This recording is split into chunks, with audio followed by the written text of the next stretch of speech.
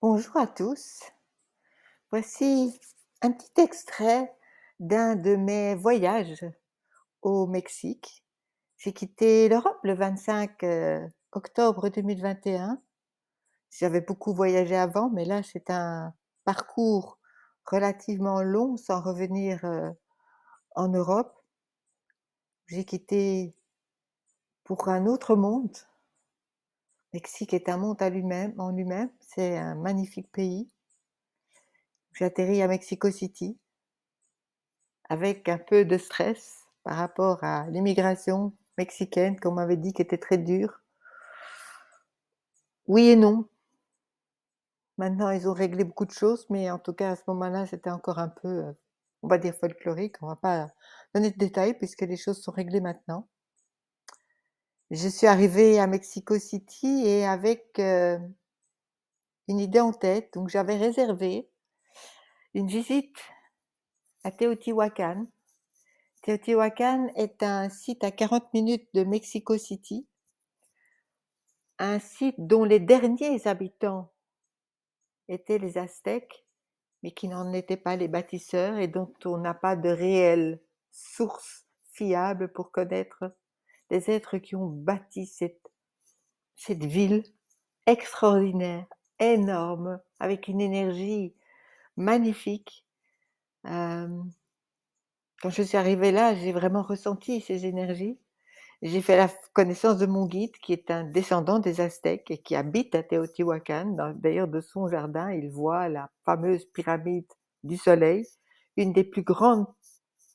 C'est pas une pyramide, c'est un temple, puisqu'en fait, ils sont coupés à la base puisqu'ils faisaient leur rituel au-dessus de la pyramide, tout en haut. Et une des plus grandes, un plus grand temple, on va dire, de, de l'ancienne civilisation précolombienne. Alors, quand je suis rentrée, la première pyramide qu'on a vue, c'est celle du serpent à plumes, qui m'a un peu moins intéressée, voilà, je le dis tout de suite. Donc j'ai regardé, j'ai senti les énergies, mais je me suis pas sentie appelée par, par cette, par ce temple.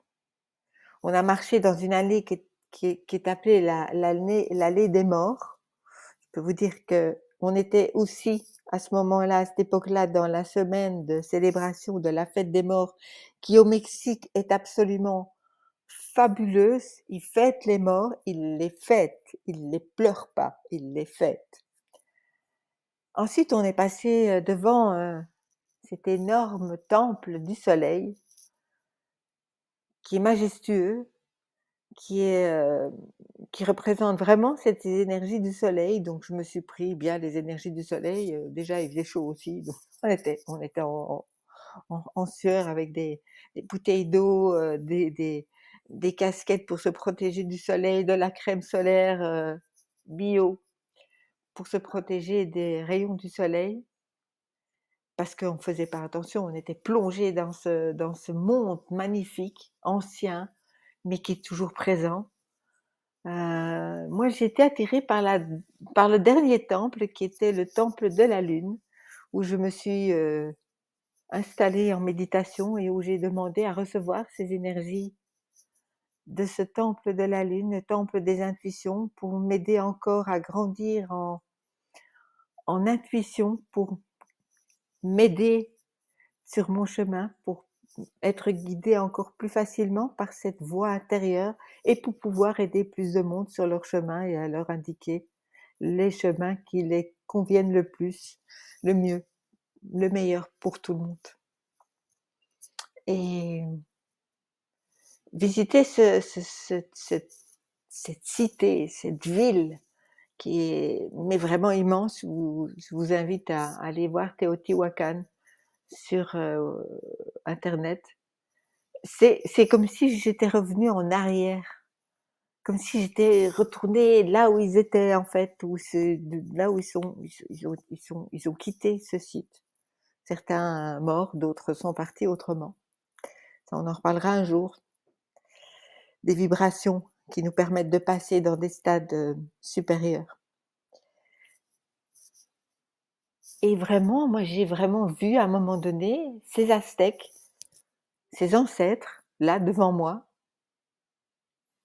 qui m'ont transmis ce message pour nous tous, de nous dire de bien rester enracinés, de bien se connecter à notre être profond et de rester centré. Les changements sont bousculants, sont parfois un peu rudes, mais on va vers le meilleur. Donc on va vers un monde qui monte en vibration, la Terre monte en vibration, me disait-il, et vous montez avec la Terre. C'est parfois inconfortable parce que quand on change de vibration, pour le corps physique, c'est parfois très inconfortable, mais n'hésitez pas à boire de l'eau et à avoir la foi. Ça, c'était le message que j'avais reçu. J'ai reçu des messages personnels au temple de la Lune. Ça, c'était magnifique. Et je vous disais que c'était le moment de la fête des morts. Et à la fête des morts, les Mexicains font des autels où ils mettent des crânes, des fémurs, des fleurs. Ce sont des petites fleurs oranges. Ils vont sur le tombe des morts et ils mangent, ils fêtent, voilà, il y a tout ce rituel qui est très différent. D'ailleurs, il y a beaucoup de t-shirts avec des têtes de mort parce qu'ils célèbrent la mort. Et là-dessus, notre guide nous a emmenés dans une grotte où il fallait presque ramper pour aller jusqu'au fond. Et tout le long du chemin pour aller au fond de cette grotte qui était comme une matrice, comme un ventre d'une maman totalement noir. Il avait mis des bougies. Et tout le long du chemin, il y avait ces autels avec ces crânes et ces fémurs où les gens mettaient aussi des offrandes, de la nourriture, etc. pour célébrer les morts, encore une fois. C'est une joie de pouvoir, une fois par an, les célébrer, être en contact avec eux. C'est vraiment magnifique. Excusez-moi. Et là, dans cette espèce de matrice, je dirais, hein, c'est le ventre de la mer. Voilà, c'était tellement noir, c'était vraiment une grotte. On était dans un endroit qu'on était comme un ventre d'une maman. Et là, il nous a fait brûler du copal. Copal qui est un encens, qui est une résine qu'on trouve beaucoup au Mexique, qui est un encens qui sent super bon, enfin selon mon point de vue, et qui purifie beaucoup.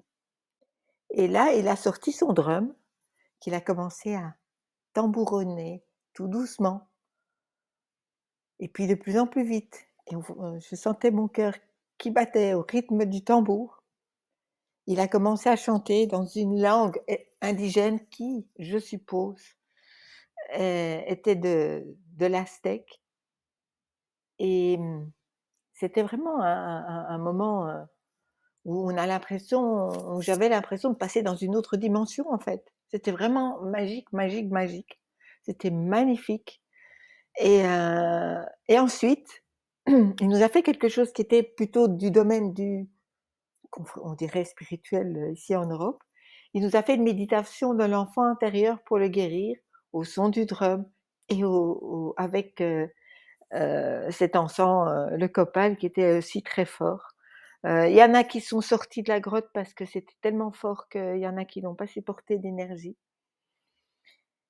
Et ensuite, on est sortis de cette grotte et on était toujours dans le même village de Teotihuacan, hein. À chaque fois qu'on se bougeait, on pouvait voir cette fameuse pyramide, enfin plutôt temple de la Lune.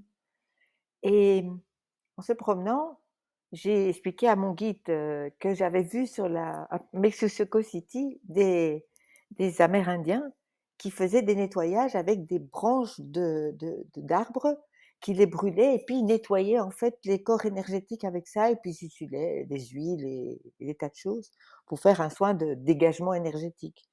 Mais j'avais pas voulu le faire parce que faire ça au milieu d'une place, la place la plus connue de Mexico City, quand vous voyez la taille de Mexico City, vous imaginez ça, au moment de la fête des morts, c'était bondé de gens. Je pense pendant cette semaine-là, il y a eu 7 millions de touristes supplémentaires. Donc c'est pas rien. Et il me dit: «Ah mais nous avons une guérisseuse dans le village». J'ai dit: «Mais quelle bonne idée!» Et donc je me suis fait faire un dégagement et je peux vous dire que je l'ai senti. C'était vraiment impressionnant. C'est la première fois qu'en fait elle trempe la branche dans de l'essence et puis elle le fait brûler et puis elle passe partout autour de vous. Et ensuite on a terminé cette merveilleuse journée qui était le lendemain de mon arrivée, donc 9 heures, à Teotihuacan. Je peux dire que le lendemain j'ai bien dormi. Heu, il nous a initiés à la cérémonie du cacao, qui est une cérémonie, très très importante aussi pour les Mexicains, mais pas que, parce que ça se retrouve au Pérou, en Équateur, je pense aussi, enfin voilà. Où on a, terminé par la dégustation du cacao qu'il avait fait. Donc il avait, écrasé les coques de cacao et j'ai goûté du 100 cacao. Mais j'ai pu tout manger parce que les autres trouvaient ça trop amer. Moi, je me suis dit: «C'est trop bon, on n'a pas l'occasion souvent d'avoir du 100 cacao», donc on a été et ça a été vraiment un début de ce voyage d'initiation, puisque ça a continué. Je viendrai vous raconter d'autres histoires, sur ce sujet. En tout cas, merci de votre écoute. N'hésitez pas à poser des questions si vous le souhaitez. Vous pouvez toujours m'envoyer un mail sur info@lechampdesanges.net si vous avez des questions sur Teotihuacan, sur le Mexique, sur plein de choses, voilà.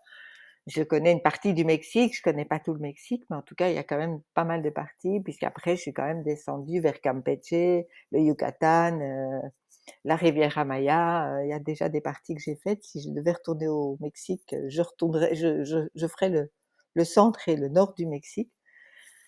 On peut pas tout faire, en tout cas pas. Je suis allée 2 fois, mais ça demande encore approfondissement.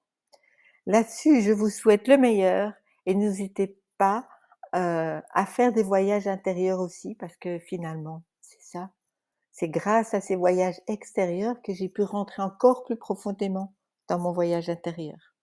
Merci beaucoup.